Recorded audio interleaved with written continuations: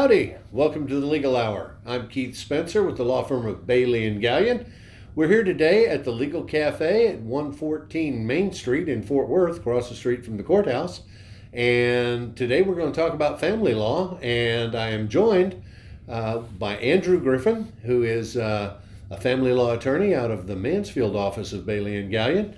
And we're going to kind of talk about all things family law today.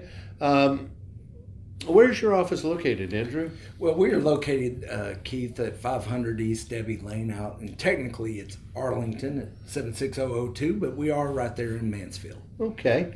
Now, you're into family law. Why don't you just give us a little thumbnail about what encompasses family law? Boy, family law. The interesting question on that, Keith, is it contains everything. It is civil, it is sex, drugs, and rock and roll, and everything in between.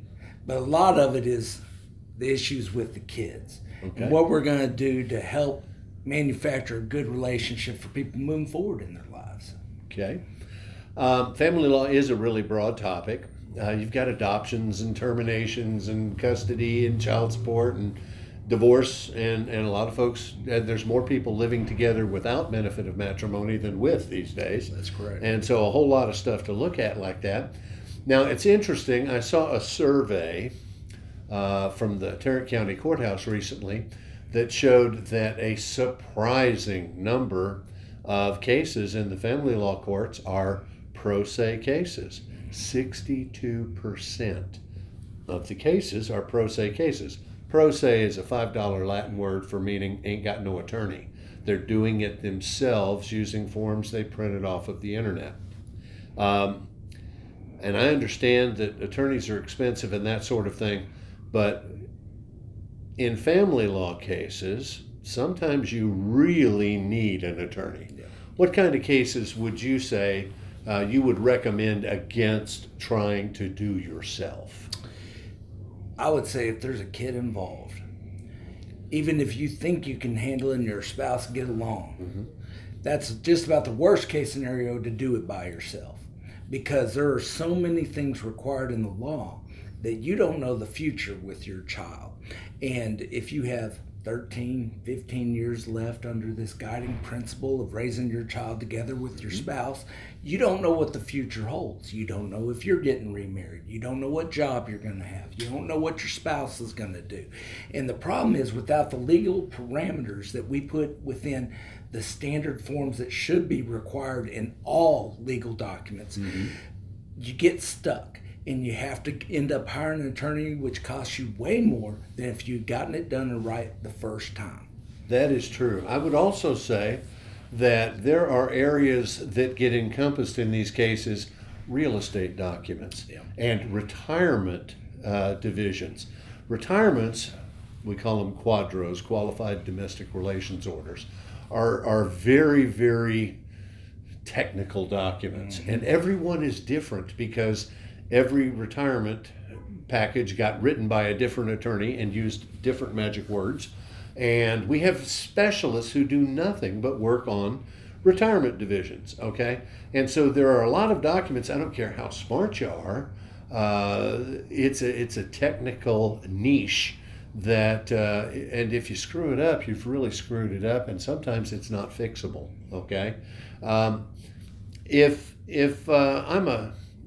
I'm a guy who's contemplating I may have to go through a divorce and I'm looking for an attorney, what kind of advice would you give folks looking for an attorney? How do you shop for an attorney, and how do you find the right attorney for you? Once again, another good question. What I literally tell everybody that walks in my door, your attorney needs to be your voice. Because in court, if that voice is not what you want to be heard, do not hire that person. I tell people that if they don't agree with the way I'm speaking for them, because it is tantamount that your chance and opportunity to succeed in your case comes from the person that you hire to represent you in front of that bench. And so the best news or best advice I would give is make sure that's somebody that you feel is representing you. And so that is the biggest aspect. And first off, you have to know the law. You have to, as the attorney. So you're looking for somebody who's seasoned. You're looking for somebody who doesn't just do family law occasionally. You want somebody who practices a majority of their practice in family law. The reason is family law has so many aspects that it touches upon amongst all other types of law, that if you do not know certain aspects, for instance, the quadros, you can get stuck. I had a guy literally come in and hire me this past week to fix a quadro that was from 2012. We are 13 years past that divorce, and we are going back to fix a divorce issue that he's had from 13 years. And hopefully the money's still there. The good thing is, in this one case, it is, because it's the federal government, and we know that those are the toughest ones. And Right. so, but the good thing is, it's all about the knowledge of your person, whether you get along with that person, and whether that voice is something you believe in carrying you forward. Let me add one thing to it. If you're looking for an attorney, and honestly, I agree with Andrew. Shop around. Talk to as many people as you want, in the time frame that you have. But I find sometimes that clients come in shopping for an attorney who will tell them what they want to hear.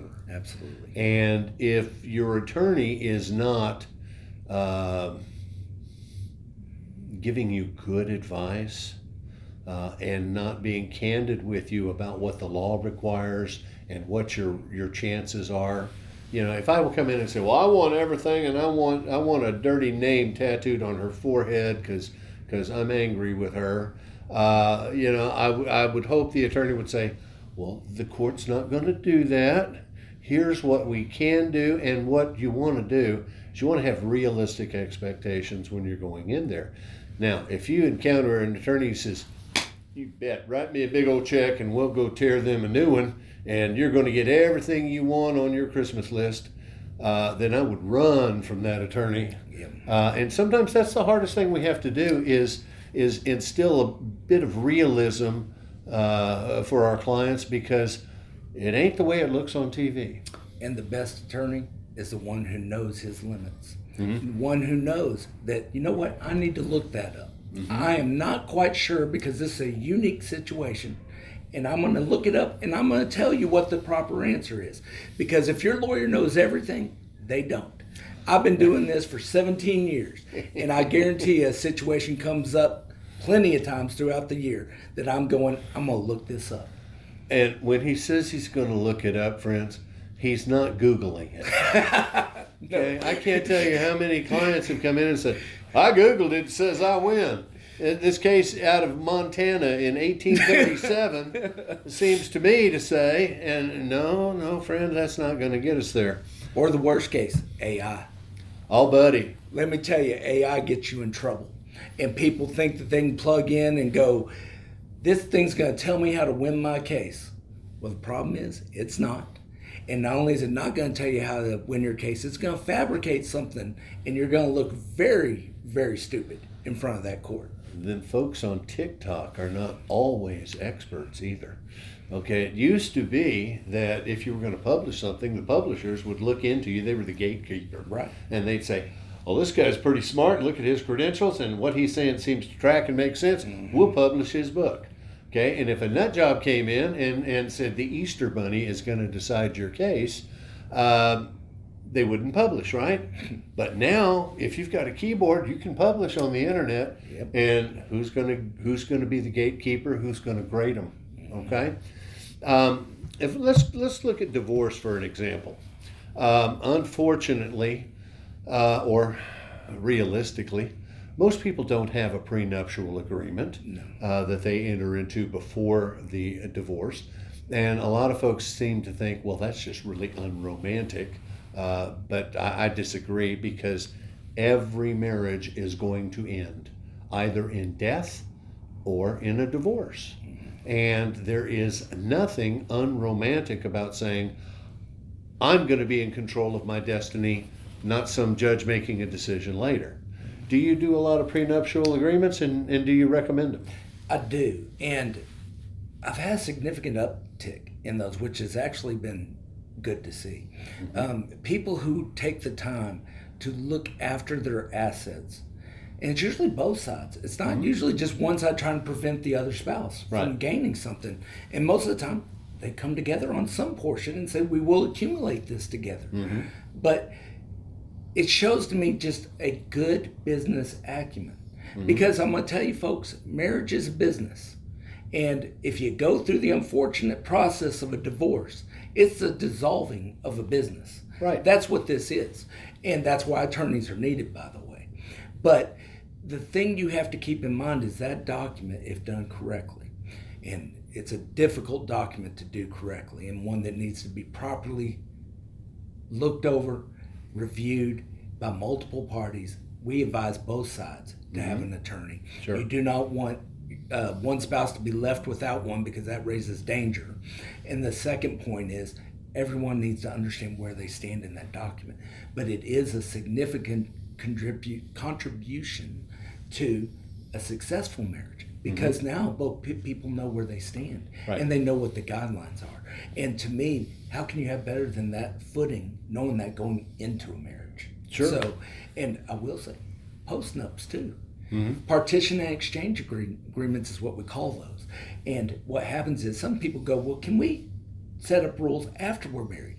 Very unusual to do in the state of Texas, or it has been until, like I was telling you recently. I've done a number of them this year, which has not typically been the case.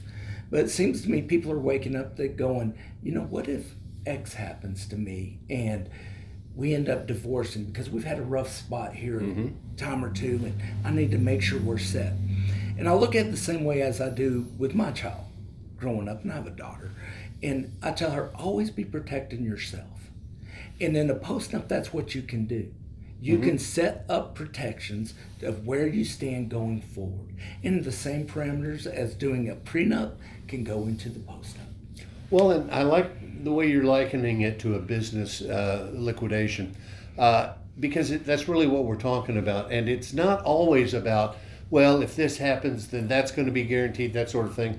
A lot of people are in business and they're having to balance their assets and liabilities and some of that. The other thing I've noticed, I agree with you. I think there's an uptick in people using these tools that the legislature has made available. And I think perhaps part of it is because people are waiting till later in life to get married than they used to. I'm not seeing a whole lot of 17, 18-year-old, 19-year-old marriages these days. People are waiting till they're after college. Sometimes they're in their mid-30s. They have already acquired some property and some interest, and they have a little bit, perhaps a little bit more life experience and a little bit more in the tank in terms of here's where my career is headed and that sort of thing. Maturity. And so I think that does make a difference. It's almost like some folks will avoid writing a will because that means they have to address the fact that they're not immortal. Okay? Well, you know, get over it and protect yourself and protect your heirs. Divorce these days, it is complex because a family law case can reach into partnerships and corporations and children and retirements and all kinds of issues. So you kind of have to have your finger in a whole lot of pots to know what you're doing. You're not just a banking lawyer, for example. But when you're going through a divorce, 99% of them settle without a trial. And a lot of folks realize that the two smartest people in the room are the parties. Right. And they can try to explain to you and I what their circumstance is and hope that we can explain it to the judge well enough that they can make a decision. But in the best of all worlds, the two smartest people in the room are making the decisions. Yeah. And how do you encourage your clients to kind of keep an open mind and work towards trying to come up with the best settlement rather than just dropping it in the lap of the judge? There's really only one way to do that, Keith, in my opinion. Mm-hmm. You start the case out preparing for final trial. Okay. You prepare that case as if you are going to go to war. And then if you don't, you've prepared for the possibilities. And so your client is obviously the one who knows the reality of the situation. Right. But your client can't be successful if you've not prepared for the potential end game. And so if you've prepared appropriately as an attorney, your client is prepared to settle when they want. So too many times I've caught an attorney on the other end who did not prepare for that final trial. And they get there and there's these things called discovery. And in discovery, you have very specific timelines that you have to meet under the code. And our judges follow that code. And if the other side failed to do those things, they may realize they did mediation 30 days before trial and they can't meet the requirements now to do what they should have done. And you did. So that means you have an upper hand, because now negotiation has turned into you can use that as a benefit to get a little bit more out of a case. And so there are tactics, but that's what I do. Yes, my client controls, but it's my job to give that client the ability to control. Discovery also gives you the tools so that we don't have smoking gun, gotcha, surprise documents and evidence and that sort of thing. Because I find that it's a whole lot easier. Once we have all of that discovery and all of those answers, it's pretty easy for you and I to predict the decision that the judge has to make under the law with these facts. If you don't know what the facts are, you're out of luck. But if you know what the facts are, then you can give your client better advice on what is a reasonable settlement. Absolutely. I'm also finding that, and frankly, it kind of surprises me a little bit, but I don't know if it's because of COVID and people going home or what, but I am seeing a disturbing rise in the number of family law cases where the critical issue is substance abuse by one or both parties. Yeah. And it's difficult for the court to struggle with that because if you are impaired by any substance and you can't exercise good judgment caring for your children, then it puts the court in a very difficult spot to figure out what's best for the children.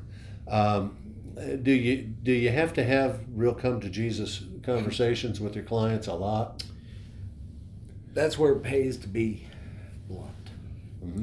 And I pride myself on being blunt. The good, the bad, they will know it. And substance abuse touches my family quite appropriately, and so I dealt with those things. But I also guarantee you, almost everybody else has dealt with those too.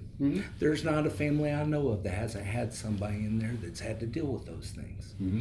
And you approach them as you would a father who wants to protect their client, who would be your child or your brother or your neighbor, with care, with passion, but with reality.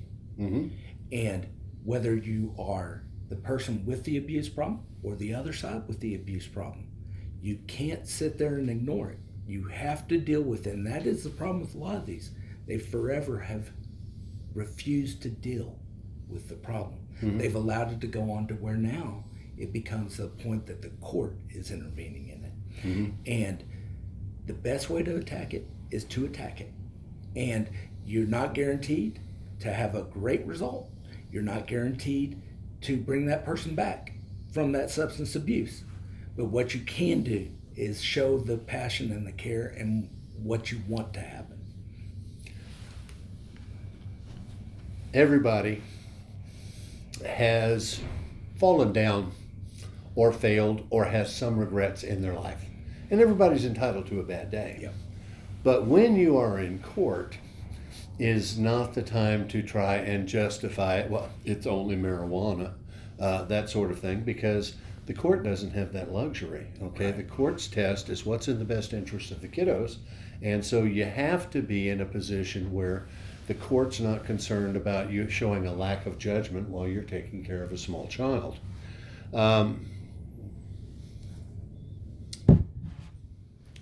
Again, a lot of this comes back to the benefits of mediation.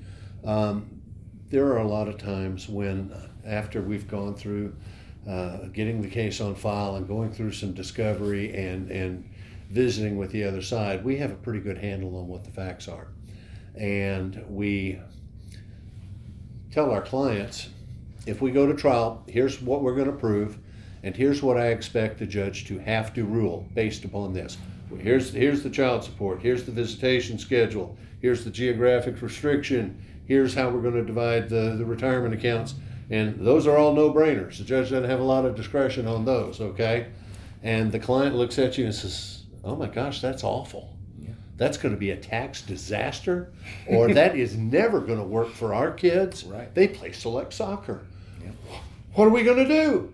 And that's when mediation rears its head and you say, hallelujah. Yes, I agree. Do you use mediation a lot in your cases? I would say 95% of the time, Keith. What kind of success rate does mediation have? 95%.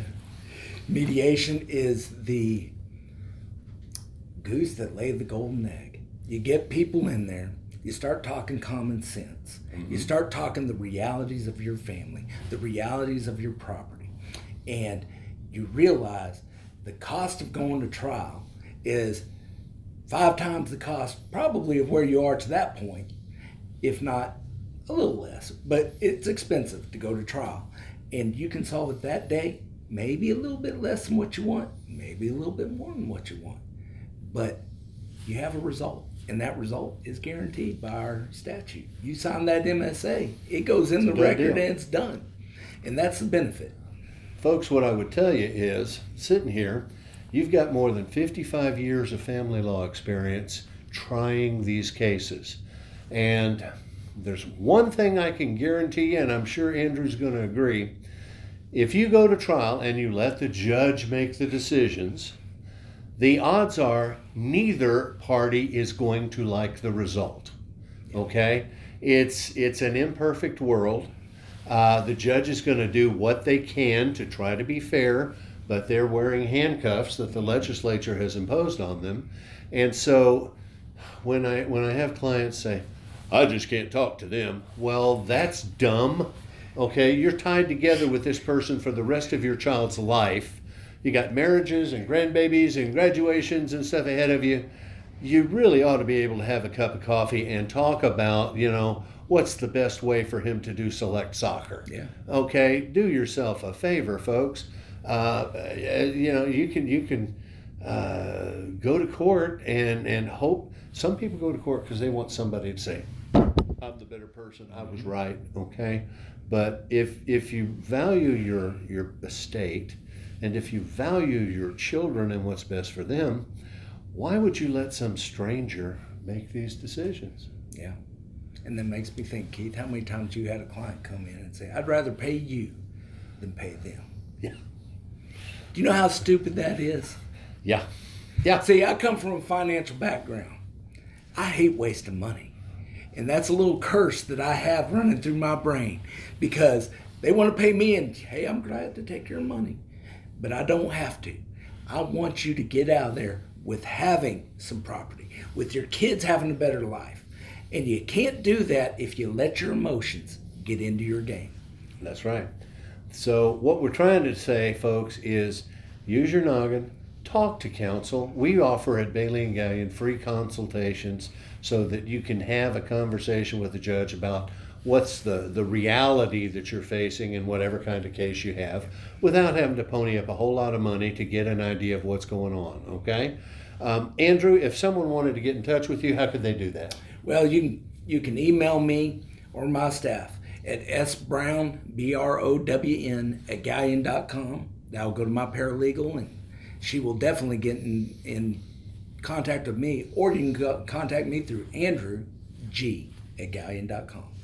All right, and that'll do it for us today. I'm Keith Spencer. This is Andrew Griffin. We're both with Bailey and Galyen, attorneys at law, and we're coming to you from the Legal Cafe down here in downtown Dallas. Come on in, have a latte, meet with a lawyer, and ask your questions. Have a good day.